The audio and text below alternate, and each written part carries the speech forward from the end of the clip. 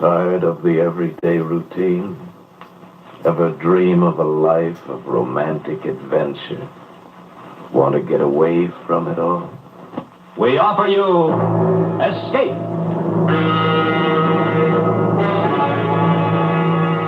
Escape, designed to free you from the four walls of today for a half hour of high adventure. Tonight we escape to a lonely lighthouse off the steaming jungle coast of French Guiana and a nightmare world of terror and violence, as George Toulouse describes it in his hair-raising tale, Three Skeleton Key.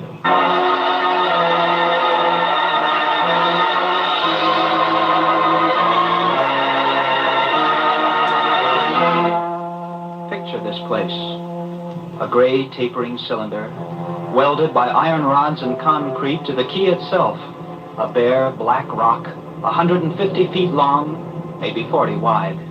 That's at low tide. At high tide, just the light, rising 110 feet straight up out of the ocean. And all about it, the churning water. Gray-green, scum-dapple, warm as soup, and swarming with gigantic bat-like devilfish, great violet schools of Portuguese man-o-war, and, yes, sharks, the big ones, the 15-footers. And as if this wasn't enough, there was a hot, dank, rotten-smelling wind that came at us day and night off the jungle swamps of the mainland. A wind that smelled like death. Set in the base of the light was a watertight bronze door. And in you went, and up. Yes, up, and round, past the tanks of oil and the coils of rope, cases of wicks, racks of lanterns, sacks of spuds, and cartons and cans, and up, and round and round. Over the light storeroom was the food storeroom, and over the food storeroom was the bunk room where the three of us slept, and over the bunk room was the living and cooking room, and over the living and cooking room was the light.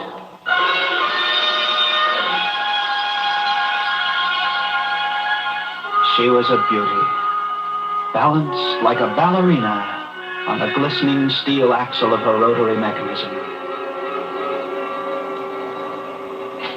At night, you'd lie there on the stone deck of the gallery with the light revolving smoothly and quietly over your head, easing her bright white eye 360 degrees around the horizon. You'd lie there watching to see that the feeders kept working, that everything ran right. And it wouldn't be bad. The other two fellows snoring in their sacks 2 levels down. You'd smoke your pipe to kill the stink of the wind. And it wouldn't be bad.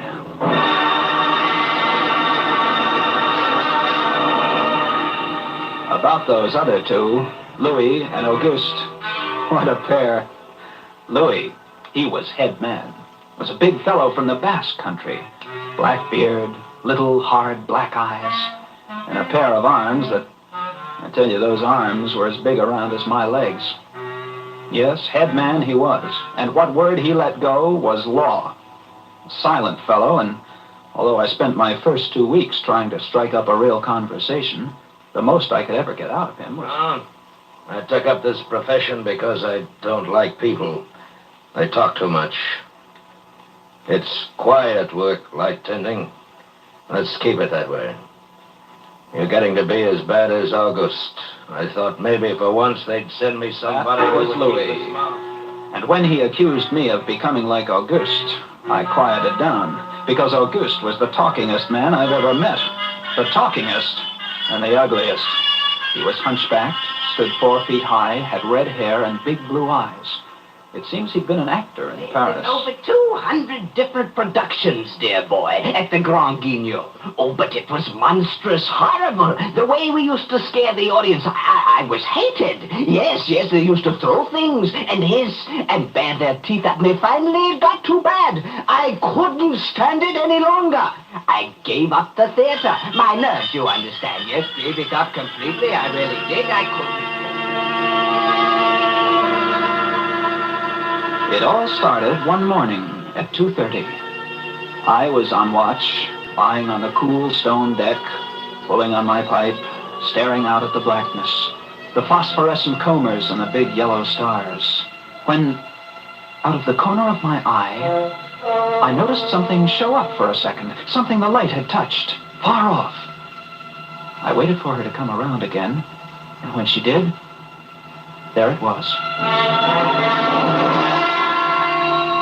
Three-master, a big one, about a half-mile off, and coming down out of the north-northwest, coming straight for us. You must understand, our light was where it was for a very good reason. Dangerous submerged reefs surrounded us, and ships kept clear. But this one, this sailing vessel, was coming straight on. I went over to the gallery door and yelled down. Louis! Ship, headed for the reefs! I had the glasses out now. I couldn't read her name, but I could see her quite plainly. All sails set, the foam creaming away under her bow, her beautiful lines. A Dutch ship, I guessed her. Why didn't she turn? Every time it passed, our light hit her with the glare of day. Ship? Where? North-northwest. The light will touch her in a moment. Can't she see us? Look at her. She just keeps coming on. The square heads. What is it? Watch. North-northwest. I know what it is. What? The Dutchman, the Flying Dutchman. We did a play about her. What a performance. You ghastly galleon, hag-ridden, curse-driven, must-on... Shut up, will you? Yeah, she's luffing. Yes. It's a sloppy way to come about. She's derelict, that's it. Derelict. Abandoned. Crew left her for some reason or another. But instead of sinking, she's gone on, running before every wind. She'll not run long. Not with these reefs to break her up. A beautiful ship. Now, why would men leave a beautiful ship like that? She didn't ram us, although we all expected it. But as we waited for the crash, she luffed again, caught some odd gust, and went about. We watched her the rest of those black hours, heeling and rocking, pushed and pulled by every stray wind, every freak current. Watched her until the dawn came, till the sea turned from black to pearly gray. And on she came again, heading for us. We all had our glasses trained on her now. August, you can kill the light. Right, Chief. She doesn't look so good by daylight. Think she'll ground this time? I say, do you think she'll ground this time? This is impossible. Absolutely impossible. What? Here, take my glasses. They're better than yours. All right. What is it, I had to focus. And then my breath froze in my throat. The decks were swarming with a dark brown carpet that looked like a gigantic fungus, but undulating. And on the masts and yards, the guys and all, were hundreds, no thousands, no millions. I don't know. An inestimable number of tremendous rats.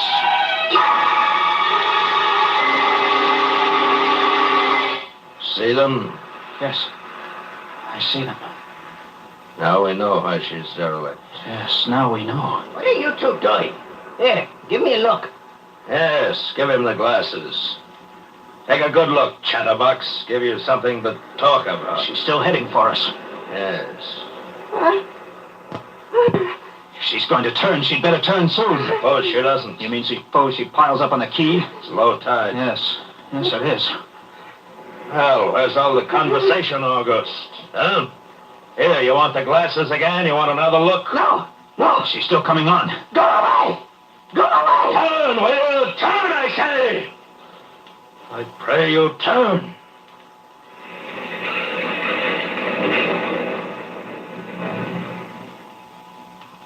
Cracked her. The rats! Look, on the water, like a carpet. They're swimming. Sure, they're swimming. Those are ship's rats. But they're swimming for the rocks. The door below, it's open. Well, come on! And down we went, racing down the stone stairs, taking them 3 and 4 at a time. Scared? You bet we were scared. August, you get the windows. Maybe they can climb. We don't know. Right, Chief, but hurry, hurry! Look, you see them? No. Oh, yes, I do. Up at the other end of the rock. Look at them.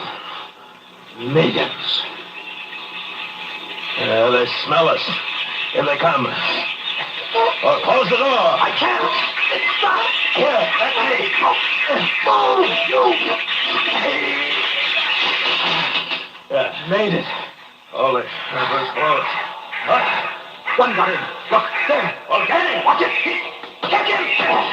What a brute. He was as big as a tomcat, bigger. And his eyes were wild and red, his teeth long and sharp and yellow.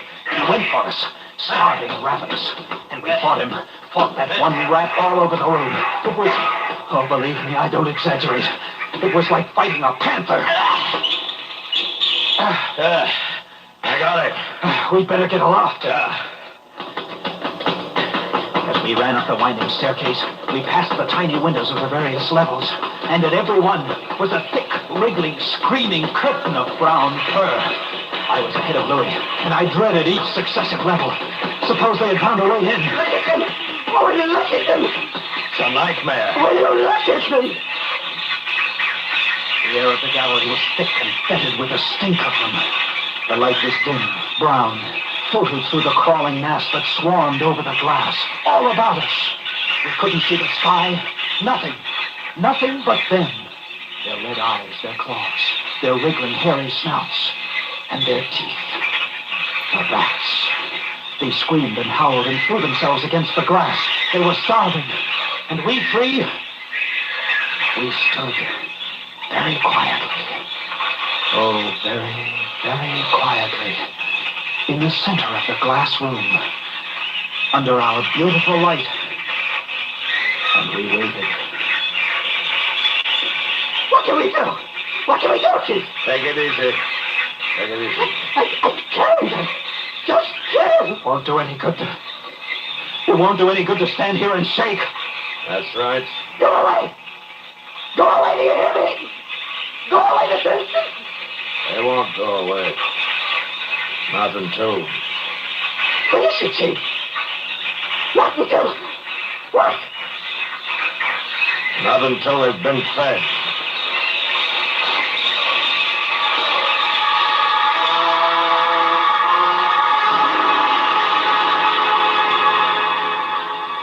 You can take just so much horror, and then you get used to it.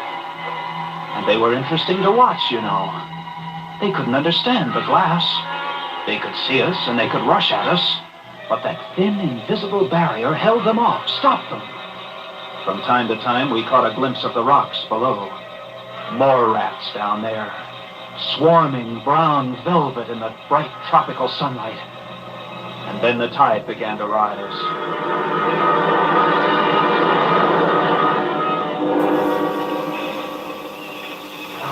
If only it had drowned some of them. Ship's rats don't drown.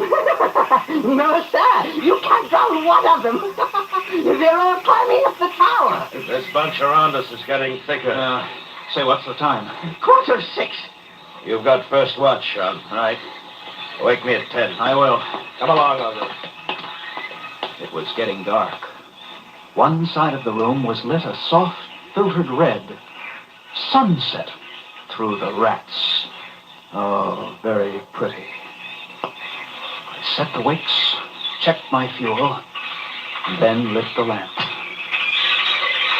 It caught them, lit them in their gigantic wriggling web of pale, hairless bellies, twitching red tails, bright eyes. And then I started the rotary motor. The light drove them mad. As she swung slowly and smoothly about, she blinded them in the fierce, stabbing bar of light, moving continually about, ever turning, ever touching, ever moving around and around. And they, twitching and shuddering, eyes flaming when they were struck by the light, the bright light moving. And behind, on the dark side of the room, so close, so close, I dared not turn my back. But you can't help turning your back when you're in a room made of glass. On the dark side of the room, you couldn't see them, but only their eyes. Thousands of points of blank red light, blinking and twinkling like the stars of hell.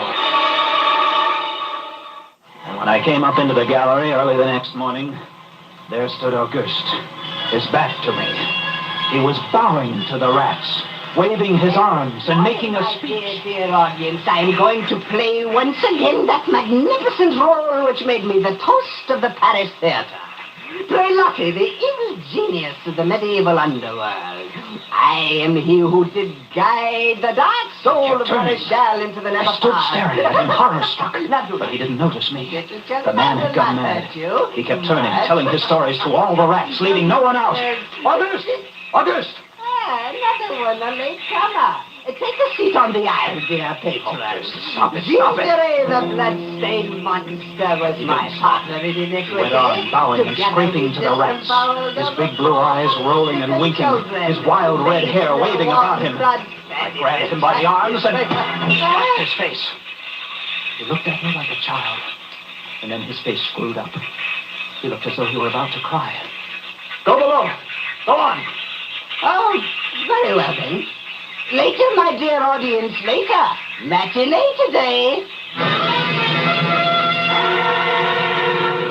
Sure, he was crazy, but I guess we all were. A few hours later, he came back up and caught Louis and me teasing the rats. Yes, sounds horrible. It was fun.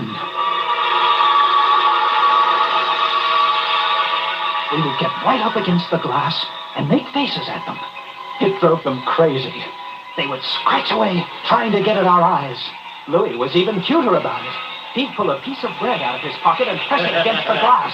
The rats would scramble into a solid ball, biting each other, clustering like grapes. From time to time, a whole knot of them would slip and fall the 110 feet to the surf below. Look at the sharks. They're eating them.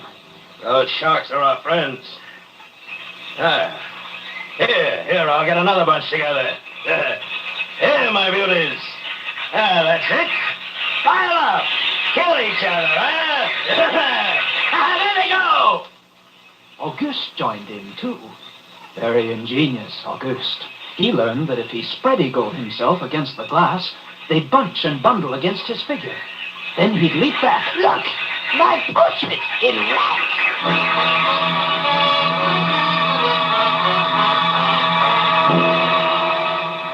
It went on all day. And then I was lying in bed. It was about midnight. I was very tired, and I was just beginning to fall off to sleep when I became conscious of a new sound. I couldn't figure it at first. I got up, lit the lamp, and went to the window. Even as I looked out, I saw one of the panes begin to sag in. They had eaten the wood away. Louis, come quick! What is it? They found a way in! I held the glass with my hand. Now they were all going crazy, and assured of the success of this maneuver, were all nibbling away at the wood. Louis ran below and then returned with a large sheet of tin. We spread it against the window and hammered it into place. Even as we did so, we felt the heavy bodies thudding against the other side as the window gave way. There. That ought to hold. If it doesn't, we're done for. Rats can't eat tin. No, they can't. But what was that? I don't know. Came from below. The storeroom window.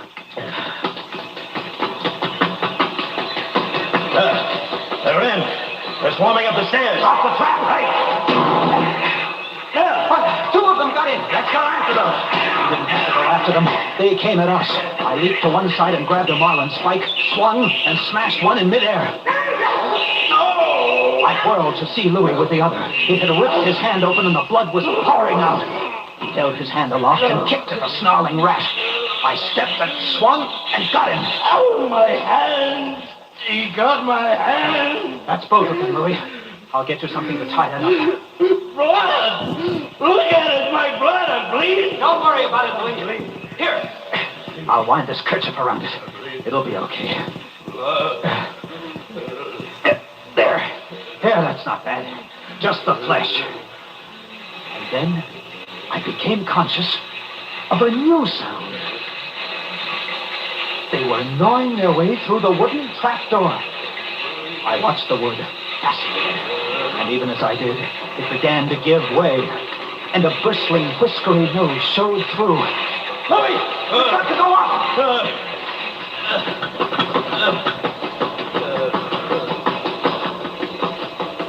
The next level was the living quarters and kitchen. I slammed the trap there, but it too was wood. Oh, my blood. What are we going to do? I don't know. They'll be through this one in a minute. The gallery. The trap door in the gallery is metal. Good. Come on! We made it. We lay across the trapdoor, exhausted, while below us the rats took over the entire tower. I could hear them howling and fighting over our food supply, our water, our leather. And all about us, the others screamed and glared in at us, swayed in a tangled mass, hypnotized by the ever-turning light. By morning, the air in the little room was horrible. Until now, we'd been getting air from the tower below. Now that was sealed off, and so was all our food and water. We lay exhausted, panting, waiting, and the hours crawled on. I was almost dozing from fatigue when I saw a sight that brought me too fast. Would you like to come in, my beauties? Would you? I hold the powers of life and death, and I can let you in, you know. Auguste was standing by the glass, and in one hand he held a big wrench. He was tapping the glass gently, not quite hard enough to break it. I eased myself to my feet, and slowly, very slowly, tiptoed toward him. All I have to do is tap just a little harder. I found a coil of wire in the toolkit, and I trussed him up, fastened him to a stanchion in the center of the room. Louis was of no help. He lay on his side, looking at his bloody hand, weak and sick as a baby. So there I was, a lunatic and a coward for company, and all about, watching our little drama, the rats.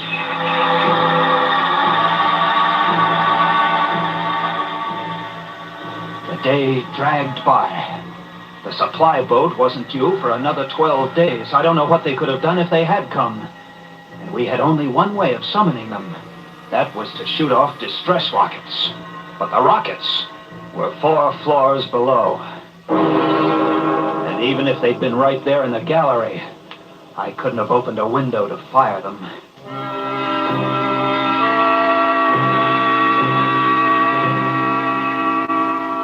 That night, I tended the light, but its flame was devouring our oxygen. The following day, we lay thirst-tormented, starving, waiting. And the following night, I again tended the light. But the small supply of spare wicking we kept in the gallery had become exhausted. And quite suddenly, at about midnight, the light went out. There was nothing I could do. Wicks were stored 3 levels below. Nothing I could do, nothing. From time to time, I'd strike a match to see the clock. And when I did, it lit up the million red eyes about us. All about, watching, waiting. Below, it had grown quiet. They'd cleaned us out, and now they, too, were waiting. All waiting. And then, the rats, quite suddenly, were silent. And then I heard.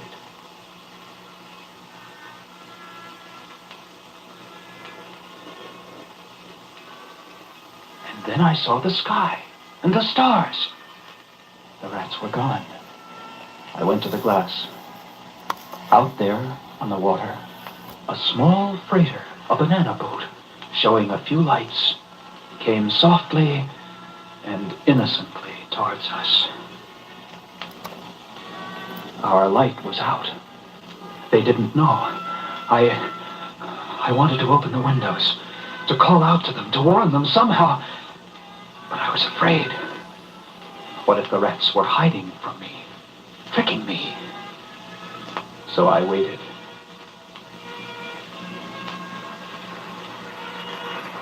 She grounded very softly on a reef not 200 yards from the quay. Grounded so gently that the man playing the cornet, was he a passenger, crewman, off watch, didn't even stop playing. They tried washing her back off. I could have told them to save their fuel. The tide was rising, would have floated her free. And I waited.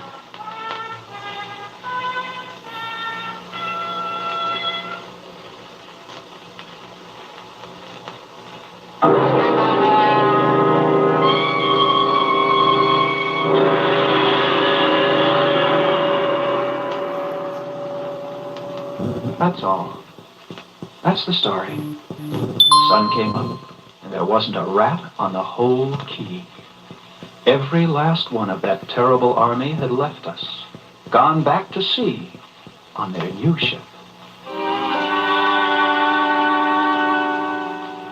August, insane asylum. He never recovered. And Louis, they took him into Cayenne, where he died of blood poisoning from his bite. Yes, that's the whole of it. And if you'll excuse me now, I must go set my traps. No, mouse traps. No rats in this lighthouse. I should say not. Life in the lights isn't bad. But sometimes, when I see a strange vessel approaching, I get a little nervous. Sure. Somewhere on the seas, there's a little banana boat without a crew. That is, without a human crew.